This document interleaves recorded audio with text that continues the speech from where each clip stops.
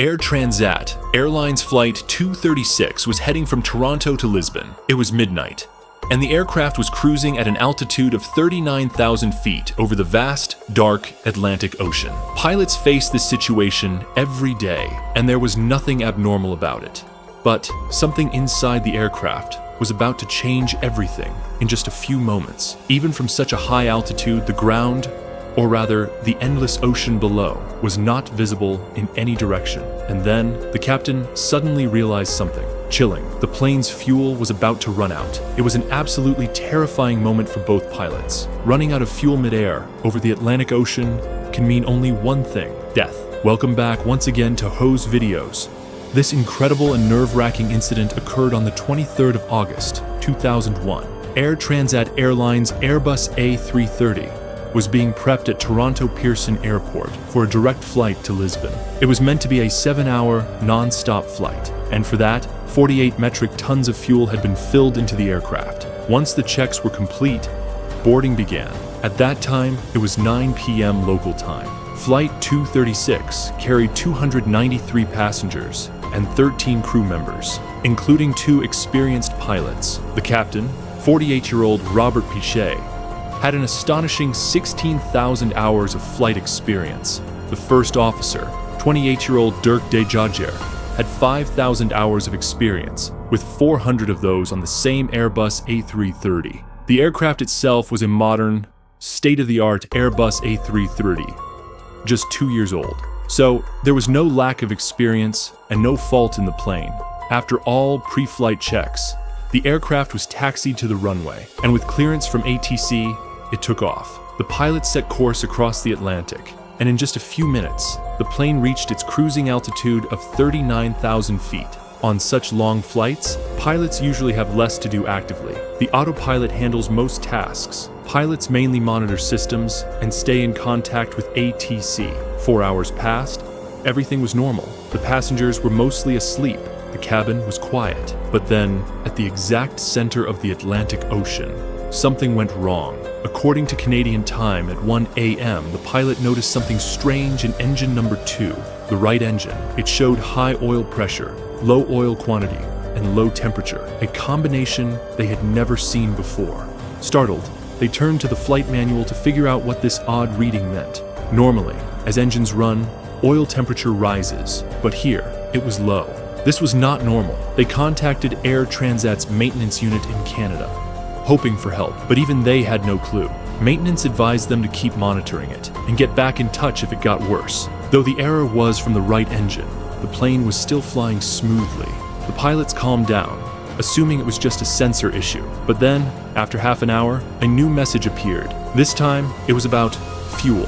Fuel in commercial jets is stored in the wings, and now the fuel in the right wing was significantly less than the left. Not too alarming at first. The captain opened the crossfeed valve, transferring fuel from the left wing to the right. Problem solved? It seemed so until 10 minutes later, a low fuel warning popped up. This time, it was serious.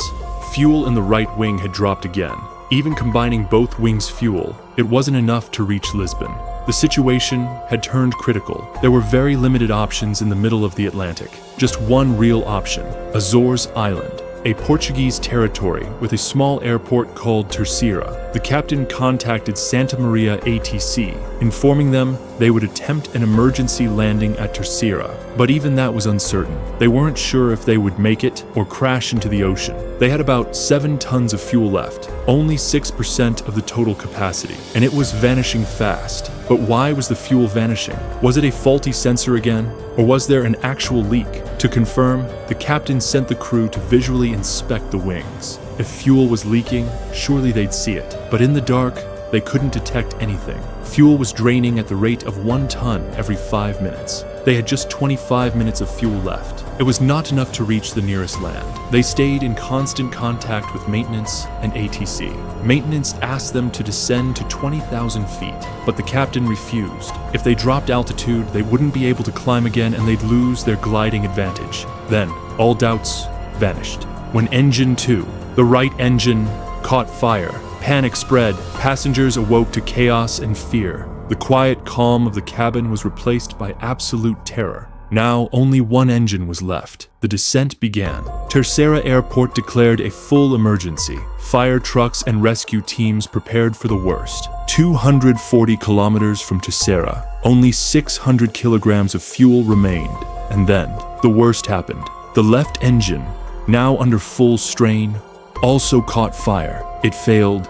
The plane was now gliding, with no engines, over the Atlantic Ocean. The cockpit went dark, no electricity, but the aircraft's ram air turbine deployed, a life-saving device that uses wind to generate enough power to keep the most critical instruments alive. Terceira Airport was still 120 kilometers away. The plane descended to 30,000 feet, and the captain had to reach the airport using nothing but glide. Inside the cabin, silence, darkness, fear. The crew began preparing for a water landing, a terrifying option. Survival rates in ocean landings are low. Even if passengers survive the impact, they could drown or die from hypothermia. Gliding a passenger jet is unimaginably difficult. The descent rate was 2,000 feet per minute. In 15 minutes, they'd either land or be lost to the ocean. 15 kilometers from the runway, the plane was still at 13,000 feet, way too high for a normal approach. A nosedive would be too dangerous. So the pilot made a 360-degree turn to lose altitude. It worked. They dropped to 5,000 feet, still too high for another full turn. So the pilot did a series of S-turns to lengthen the approach. Normally, during landing, engines help slow the plane, and flaps create drag, but with no engine thrust. This was not a normal landing. This was do or die. With a strong jolt, the plane touched down. 8 out of 12 tires burst. The plane skidded, nearly uncontrollably, but eventually, it stopped. A fire broke out in the landing gear, but the airport crew extinguished it immediately. Flight 236 had survived. It set a record for the longest glide in aviation history without engines. The investigation revealed, during pre-flight maintenance in Toronto, a wrong part was installed in the engine from another aircraft. This caused vibrations, which ruptured a fuel line. After this near disaster, Airbus installed new systems to detect fuel leaks during flight. A year later, Captain Robert Pichet and First Officer Dirk de Jager were honored with the Superior Airmanship Award for pulling off the impossible, a dead-stick landing of an Airbus A330. We hope you liked and shared this unbelievable story from Who. Thank you so much for your love and support. See you in the next awesome video.